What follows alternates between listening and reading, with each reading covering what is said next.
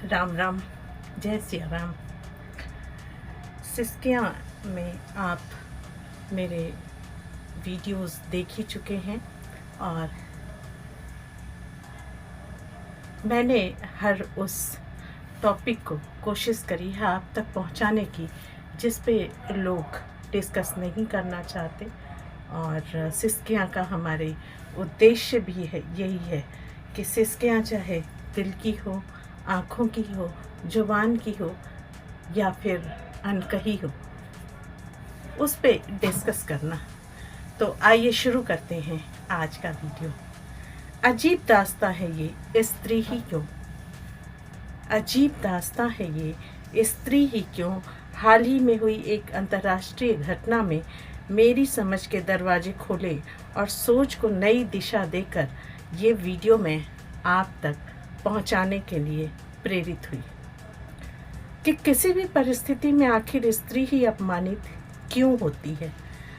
ये सवाल सुन के आपको लग रहा होगा कि मैं एक तरफा बात कर रही हूँ, लेकिन जैसे जैसे इस वीडियो का सफ़र आगे बढ़ेगा आप समझ जाएंगे कि मैं कोई एक तरफा बात नहीं कर रही हूँ।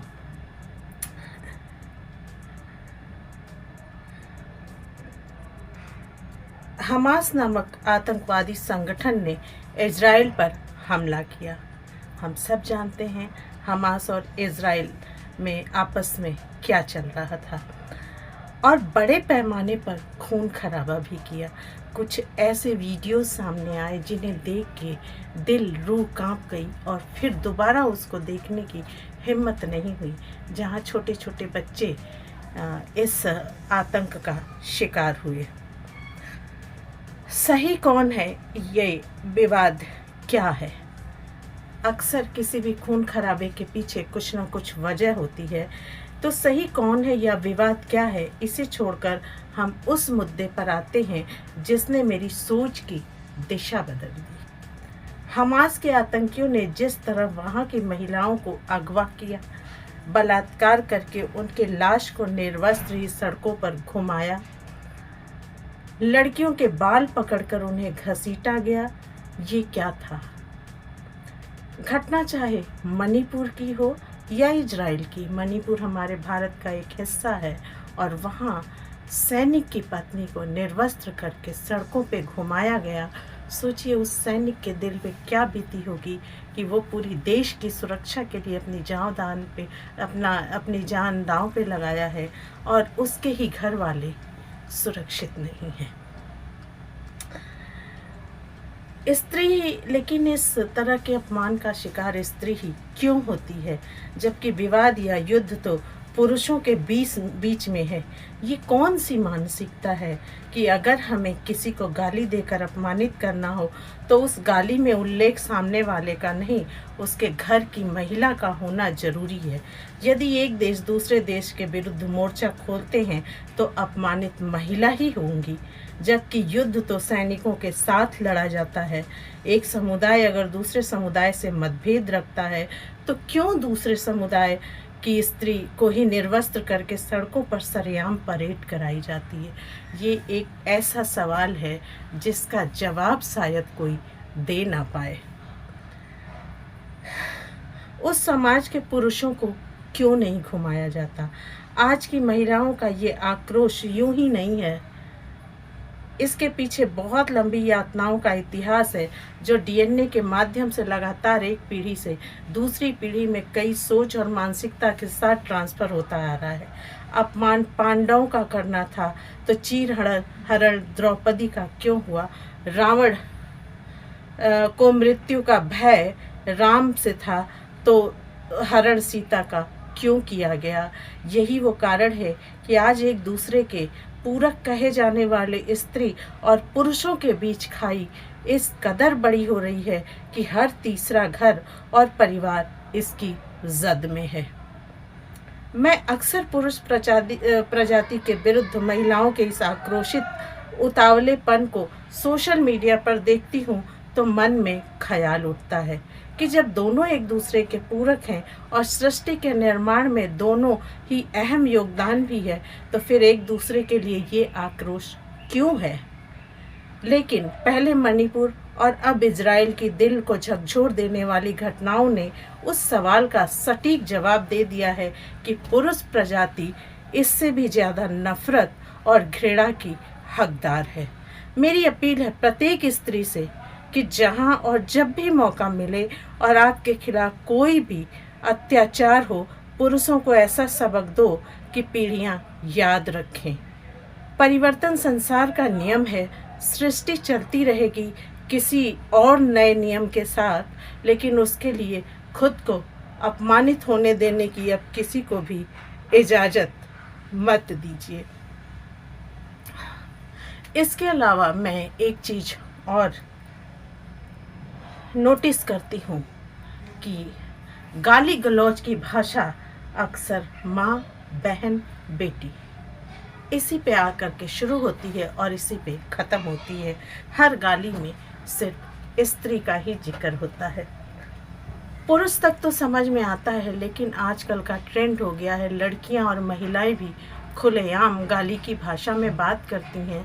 जब भी मैं सुनती हूँ, मेरे कान में एक पिघला हुआ शीशा उड़ेल दिया जाता है और मेरा मन होता है कि मैं उस लड़की या उस महिला का गिरेबान पकड़ के पूछूं कि क्या तू जो गाली में कह रही है उसे तू मूर्त रूप से कर सकती है? अगर नहीं तो फिर ये अंधा अनुकरण किस बात के लिए? अपने आप को मर्द के बराबर दिखाने के लिए, यानी तुमको अपने स्त्रीत्व पर घमंड नहीं है। और अगर ऐसा नहीं है तो तुम अपने स्त्री के जन्म को, जो एक सृजन करता है, अपमानित कर रही हो और तुम्हें स्त्री होने का हक नहीं है। लेकिन ये मन मेरे अंदर ही रह जाता है, क्योंकि मैं एक से पूछूंगी, ये वाला रोग, छूत की बीमारी करोड़ों करोड़ों भारतीय हिंदू लड़कियों में बहुत तेज़ी से बढ़ रहा है। मुझे नहीं समझ में आता कि क्या ये पारिवारिक संस्कार है या फिर ये डीएनए है। इनकी माँ भी ऐसे ही करती हैं, इनकी दादी और नानियाँ भी ऐसे ही करती हैं, लेकिन मन बहुत ही घृणा से भर उठता है।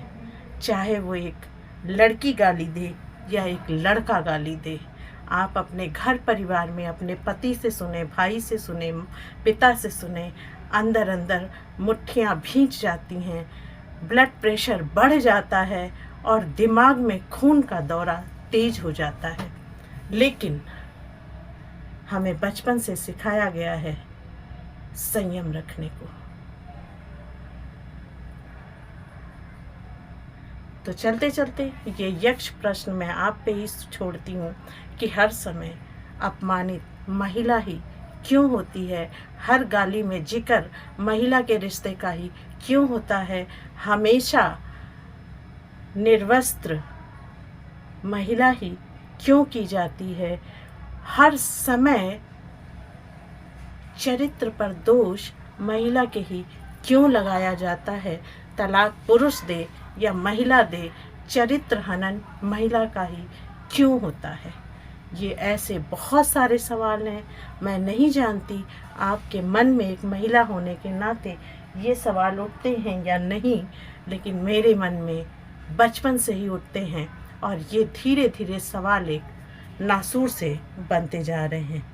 तो आज एक नहीं, मैंने आपके समक्ष कई सवाल रखे और चलते चलते अपने परों को खोल, जमाना उड़ान देखता है, यूं जमी पर बैठकर क्यों आसमान देखता है। अपने परों को खोल, तेरी उड़ान जमाना आसमान देखता है, जमी पर क्यों तेरी उड़ान आसमान देखता है। हौसलों से अपने को टूटने ना दे। तू सृष्टि की बेहतरीन रचना है, तू सृष्टि की बेहतरीन रचना है। अपनी कीमत को समझ, अपनी मर्यादा को समझ, उनसे तकरार कर जो तेरे चरित्र पे उंगली उठाते हैं। माना सृष्टि का रचयिता ईश्वर है, लेकिन उसके सृजन में तेरा भी तो एक हाथ है। तो अपने हौसलों को आगे कर, हर अत्याचार का मुंह तोड़ जवाब दे। मजबूत अत्याचार करने वाला नहीं, कमज़ोर अत्याचार सहने वाला है। सिसकियाँ अगर आप सुनते हो और मेरी इन बातों में किसी की सिसकियाँ सुनाई दी हो, उस पे सोचिएगा ज़रूर।